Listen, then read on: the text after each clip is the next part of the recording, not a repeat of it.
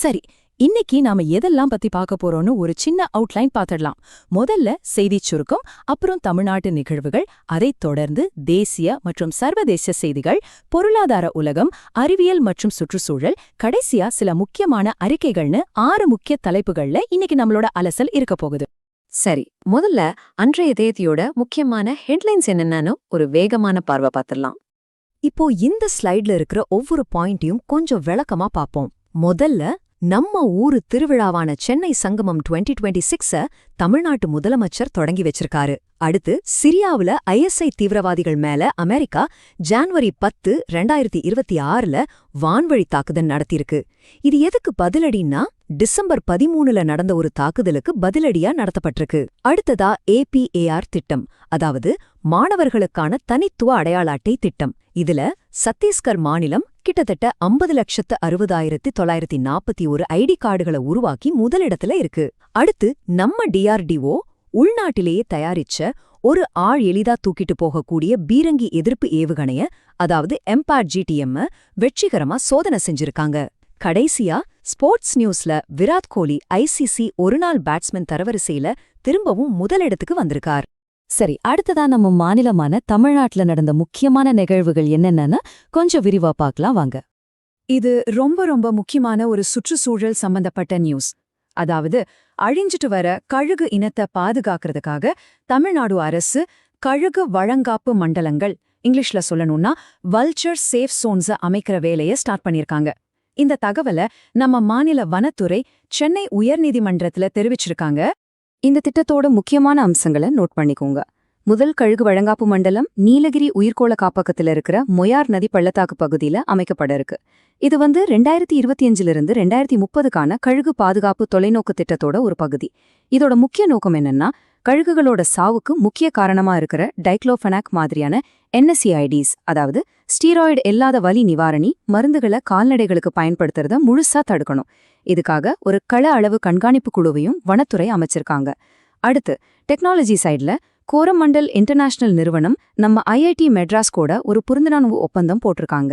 இதன்படி IIT Madras research பார்க்ல advanced agri டெக்னாலஜிக்கான ஒரு ஸ்பெஷல் ரிசர்ச் சென்டர் அமைக்க போறாங்க.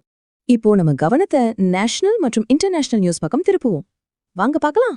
மத்திய சாலை போக்குவரத்து மற்றும் நெடுஞ்சாலைகள் அமைச்சகம் ஒரு மிக முக்கியமான திட்டத்தை ஆரம்பிச்சிருக்காங்க. அதோட பேரு zero fatalities road safety program, அதாவது உயிரிழப்பே இல்லாத சாலை பாதுகாப்பு திட்டம். இந்த திட்டம் உத்தரப்பிரதேசம், தமிழ்நாடு, மகாராஷ்டிரா, கர்நாடகா உட்பட 15 மாநிலங்கள்ல ரொம்ப அதிகமா விபத்து நடக்கிற 100 மாவட்டங்கள்ல செயல்படுத்தப்படும். இந்த திட்டத்தோட இலக்கு தேர்வு நோக்குல ரொம்ப முக்கியம். நோட் பண்ணிக்கோங்க. 2030க்குள்ள சாலை விபத்து மரணங்களை 50% குறைக்கணும், அதாவது பாதியா குறைக்கணும். 2023-24 மட்டுமே கிட்டத்தட்ட 89,000 பேர் சாலை விபத்துல இருந்திருக்காங்க. சோ அந்த எண்ணிக்கையை பாதியா குறைக்கிறதா இவங்களோட இலக்கு. இந்த டார்கெட் ஸ்டாக்ஹோம் பிரகடனம் மற்றும் ஐநா சபையோட நீடித்த வளர்ச்சி இலக்குகள், அதாவது SGDs கூட ஒத்துப்போகுது. இதுக்காக விபத்து டேட்டாவை அனலைஸ் பண்றது, ஆபத்தான இடங்களை மேப் பண்றது, கம்மி செலவுல பாதுகாப்பு திட்டங்களை செயல்படுத்துறது, அட்வான்ஸ்ட் எமர்ஜென்சி சேவைகளை கொடுக்கறது, மக்கள் கிட்ட விழிப்புணர்வு ஏற்படுத்துறதுன்னு பல விஷயங்களை பண்ண போறாங்க. மாவட்ட ஆட்சியர்கள் தலைமையில விபத்து தடுப்பு குழுக்கள் அமைச்சு இதை கண்காணிக்கவும் செய்வாங்க. சர்வதேச அளவுல இந்தியாவோட பங்களிப்பை பாருங்க. அபுதாபில நடந்த சர்வதேச புதுப்பிக்கத்தக்க எரிசக்தி முகமையோட 16வது மாநாட்டுல இந்தியா கலந்துக்கிட்டாங்க. இந்த IRENA பத்தி சில முக்கியமான தகவல்கள் இருக்கு. இது 2009 உருவாக்கப்பட்ட ஒரு இன்டர் கவர்மெண்டல் அமைப்பு. இதுல 170 நாடுகள் உறுப்பினர்களா இருக்காங்க. இதோட தலைமையகம் அபுதாபில இருக்கு. எக்ஸாமுக்கு தேவையான ஒரு முக்கியமான பாயிண்ட், இந்தியா இந்த IRENA ஸ்தாபக உறுப்பினர்கள்ல ஒருத்தர். அது மட்டும் இல்ல, இந்த அமைப்புக்கு ஐக்கிய நாடுகள் சபையோட அதிகாரப்பூர்வ பார்வையாளர் அந்தஸ்தும் இருக்கு. ஏமன்ல நடக்கிற சிக்கலான சூழலை இந்த டைம்லைன் மூலமா புரிஞ்சுக்கலாம். பாருங்க, 2017 தெற்கு இடைக்கால சபை, அதாவது STC உருவாகுது. ரியாத் ஒப்பந்தப்படி ஏமன் அரசாங்கத்துல இணைஞ்சாலும் 2020 ஏடன் நகரத்தை மறுபடியும் கைப்பற்றி சுயாட்சியை அறிவிக்கிறாங்க. டிசம்பர் 2025 ஆபரேஷன் ப்ராமிசிங் ஃபியூச்சர் அப்படிங்கிற பேர்ல ஒரு ராணுவ நடவடிக்கையை ஆரம்பிச்சு ஏமனோட 80% எண்ணெய் வளத்தை கட்டுப்பாட்டுல எடுக்கிறாங்க. இதுக்கப்புறம் சவுதி தலைமையிலான படைகள் தாக்குதல் நடத்தி சில பகுதிகளை மீட்கிறாங்க. இதனால அல் ஜுபைடி அதிபர் சபையிலிருந்து நீக்கப்பட்டு ஐக்கிய அரபு அமீரகத்துக்கு தப்பிச்சு போறார். இப்போ லேட்டஸ்டா இந்த STC அமைப்பு தெற்கு அரேபியா அரசுன்னு ஒரு புது அரசியலமைப்பை அறிவிச்சிருக்கு. அடுத்ததா வாங்க எக்கனாமிக்ஸ் பக்கம் போலாம். குறிப்பா டிஜிட்டல் கரன்சி சம்பந்தமா ஒரு பெரிய அப்டேட் வந்திருக்கு. அத பத்தி தான் பார்க்க போறோம். கிரிப்டோ கரன்சி டிரான்சாக்ஷன்ஸ்ல இன்னும் அதிக வெளிப்படைத்தன்மையையும் பாதுகாப்பையும் கொண்டு வர்றதுக்காக இந்திய அரசாங்கம் சில கடுமையான புது ரூல்ஸ கொண்டு வந்திருக்காங்க. இந்த விதிகளை இந்திய நிதி புலனாய்வு பிரிவு, அதாவது FIU இந்தியா வெளியிட்டிருக்கு. இந்த ரூல்ஸ் எல்லாம் KYC, அதாவது உங்கள் வாடிக்கையாளரை அறிந்து கொள்ளுங்கள், மற்றும் AML, அதாவது பணமோசடி தடுப்பு விதிகளை அடிப்படையா கொண்டது. அப்போ இந்த புது சரிபார்ப்பு முறையில நாம முக்கியமா கவனிக்க வேண்டியது என்னன்னா, முதல்ல யூசர்ஸ் அவங்களோட அடையாளத்தை லைவ் செல்ஃபி மற்றும் ஜியோ டேகிங் மூலியமா வெரிஃபை பண்ணணும். ரெண்டாவது, எல்லா அக்கவுண்ட்டையும் பான் கார்டு கூடயும் இன்னொரு செகண்டரி ஐடி கூடயும் கண்டிப்பா லிங்க் பண்ணணும். மூணாவது, டிரான்சாக்ஷன்களை மறைக்க உதவுற மிக்சர்ஸ், டம்ளர்ஸ் மாதிரியான பிரைவசி டூல்ஸ் அப்புறம் பிரைவசி டோக்கன்ஸ் எல்லாத்தையும் பேன் பண்ணிட்டாங்க.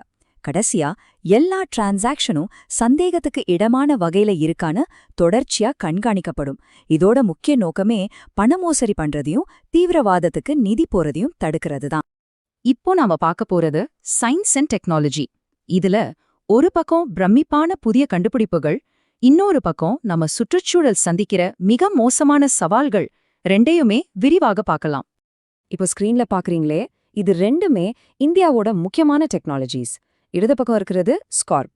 இது கரடுமுரடான நிலப்பரப்புல கூட நடக்கக்கூடிய கால்கள் கொண்ட இந்தியாவோட முதல் நடமாடும் ரோபோ. வலது பக்கம் இருக்கிறது ஆயுள் சாட். இது விண்வெளியில இருக்கிற சேட்டலைட்டுகளுக்கு எரிபொருள் நிரப்பி அதோட ஆயுளை அதிகப்படுத்த போற ஒரு சூப்பரான திட்டம். இந்த திட்டங்களோட விவரங்களை இன்னும் கொஞ்சம் ஆழமா பார்க்கலாம். SCORP ரோபோவை IIT கான்பூரை சேர்ந்த எக்ஸ்டெரா ரோபோட்டிக்ஸ் நிறுவனம் தான் உருவாக்கியிருக்கு. படிக்கட்டுகள் சமம் இல்லாத நிலப்பரப்புல எல்லாம் இயங்குறதால இத பேரிடர் மீட்புக்கும் தொழிற்சாலை ஆய்வுகளுக்கும் பயன்படுத்தலாம். அடுத்ததா ஆயுள் சாட் திட்டம். இது ஆர்பிட்டேட் அப்படிங்கிற ஒரு ஸ்டார்ட் அப் நிறுவனத்தோட முயற்சி. இஸ்ரோவோட PSLV 62 ராக்கெட் மூலமா இதை லான்ச் பண்ணாங்க. இந்த 25 கிலோ சேட்டலைட் விண்வெளியில எரிபொருள் நிரப்புற டெக்னாலஜியை டெஸ்ட் பண்ணும். இது மூலமா இந்தியாவோட குப்பைகள் இல்லாத விண்வெளி பயணம் 2030 அப்படிங்கிற இலக்கு அடைய முடியும். ஆனா இதே பயணத்துல ஒரு சின்ன பின்னடைவும் ஏற்பட்டுச்சு. EOS N1 சேட்டலைட்டை தூக்கிட்டு போன இதே PSLV 62 ராக்கெட்டோட 3வது நிலையில ஒரு தொழில்நுட்ப கோளாறு ஏற்பட்டதா இஸ்ரோ சொல்லியிருக்காங்க. ராக்கெட்டோட வேகம், பாதை இதுல எல்லாம் சில மாற்றங்கள் இருந்திருக்கு. அத பத்தின டேட்டாவை அனலைஸ் பண்ணிட்டு இருக்கிறதா இஸ்ரோ சொல்லியிருக்காங்க. இது ரொம்பவே அதிர்ச்சியான ஒரு சுற்றுச்சூழல் எச்சரிக்கை. 2025ஆம் வருஷத்துல மட்டும் நம்ம பூமியோட பெருங்கடல்கள் சுமார் 23 சீட்டா ஜூல் அளவுக்கு அதிகப்படியான வெப்பத்தை உறிஞ்சிருக்கு. இது தொடர்ந்து 9வது வருஷமா ஒரு புது ரெக்கார்ட். சீட்டா ஜூல்னா என்னன்னு யோசிக்கிறீங்களா? ஒண்ணுக்கு பின்னாடி 21 சைபர் போட்டா என்ன வருமோ அவ்ளோ பெரிய ஆற்றல் அலகு அது. இதோட சீரியஸ்னஸ் என்னன்னா, குளோபல் வார்மிங்க்கு காரணமான கிரீன் ஹவுஸ் கேஸ்கள் புடிச்சு வைக்கிற அதிகப்படியான வெப்பத்துல கிட்டத்தட்ட 90% இந்த கடல்கள் தான் உறிஞ்சுது. இதோட விளைவா கடல் மேற்பரப்போட சராசரி வெப்பநிலை ரொம்பவே அதிகமாயிடுச்சு. இது பவளப்பாறைகள் அழிஞ்சு போறது மாதிரியான மோசமான பாதிப்புகளுக்கு வழிவகுக்குது. சரி, கடைசி பகுதிக்கு வந்தாச்சு. இப்போ சமீபத்துல வெளியான 2 முக்கியமான ரிப்போர்ட்ஸ பத்தி ஆழமா பார்க்கலாம். இந்த டேட்டா எல்லாமே தேர்வு நோக்குல ரொம்ப ரொம்ப முக்கியம். மத்திய நிலத்தடி நீர் வாரியம் 2025க்கான வருடாந்திர அறிக்கைய வெளியிட்டிருக்காங்க. அதன்படி இந்தியாவில எடுத்த நிலத்தடி நீர் மாதிரிகள்ல வெறும் 71.7% மட்டும்தான் BIS குடிநீர் தரநிலைகளின்படி பாதுகாப்பானதா இருக்கு. அப்படின்னு என்ன அர்த்தம்? கிட்டத்தட்ட 28.3%, அதாவது கால்வாசுக்கும் அதிகமான நிலத்தடி நீர் பாதுகாப்பற்றது, மாசுபட்டிருக்கு. இது ரொம்பவே கவலைக்குரிய ஒரு விஷயம்.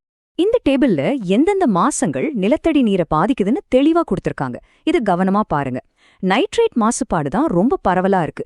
கிட்டத்தட்ட 20% மாதிரிகள்ல இதோட அளவு அனுமதிக்கப்பட்ட அளவை விட அதிகமா இருக்கு. இதுக்கு காரணம் விவசாயத்துக்கு பயன்படுத்துற உரங்களும் கழிவு நீரும் தான். யுரேனியம் மாசுபாடு பஞ்சாப் மாநிலத்துல ரொம்ப அதிகமா பதிவாகியிருக்கு. புளோரைன் மாசுபாடு இயற்கையாவே புவியியல் காரணங்களால ராஜஸ்தான்ல அதிகமா இருக்கு. EM மாதிரியான கனோ உலோக மாசுபாடு தொழிற்சாலை கழிவுகளால ஏற்படுது. இது டெல்லியில ரொம்ப அதிகமா பதிவாகியிருக்கு. ஆனா ஒரு நல்ல விஷயம் என்னன்னா, கிட்டத்தட்ட 94.30% நிலத்தடி நீர் மாதிரிகள் விவசாய பாசனத்துக்கு ஏற்றதா இருக்கு. இன்னொரு முக்கியமான டேட்டா, பிரஹன் மும்பை மாநகராட்சி, அதாவது BMC 2025-26 நிதியாண்டுக்காக முன்மொழிஞ்சிருக்கிற பட்ஜெட் தொகை எவ்வளவு தெரியுமா? 74,427 கோடி. இது பிஎம்சி வரலாற்றிலேயே முன்மொழியப்பட்ட மிகப்பெரிய பட்ஜெட். இது நம்ம நாட்டுல இருக்கிற மிக முக்கியமான ஒரு மாநகராட்சியோட நிதி வலிமையா காட்டுது. சரி, இன்னைக்கு நாம பார்த்த எல்லா விஷயங்களையும் ஒன்னா சேர்த்து பார்க்கும்போது நம்ம முன்னாடியே ஒரு பெரிய கேள்வி நிக்குது. ஒரு பக்கம் விண்வெளி தொழில்நுட்பம், டிஜிட்டல் பொருளாதாரம்னு இந்தியா வேகமா வளர்ந்துட்டு இருக்கு. ஆனா இன்னொரு பக்கம் நிலத்தடி நீர் மாசுபாடு, சாலை விபத்துகள்னு ரொம்ப சீரியஸான சுற்றுச்சூழல் மற்றும் பொது பாதுகாப்பு சவால்கள் இருக்கு. அப்போ இந்த வளர்ச்சியையும் இந்த சவால்களையும் நம்ம நாடு எப்படி திறமையா பேலன்ஸ் பண்ண போகுது? இந்த கேள்வியோட இன்னைக்கு இந்த பகுப்பாய்வை நம்ம முடிச்சுக்கலாம். இத பத்தி நீங்களும் யோசிச்சு பாருங்க.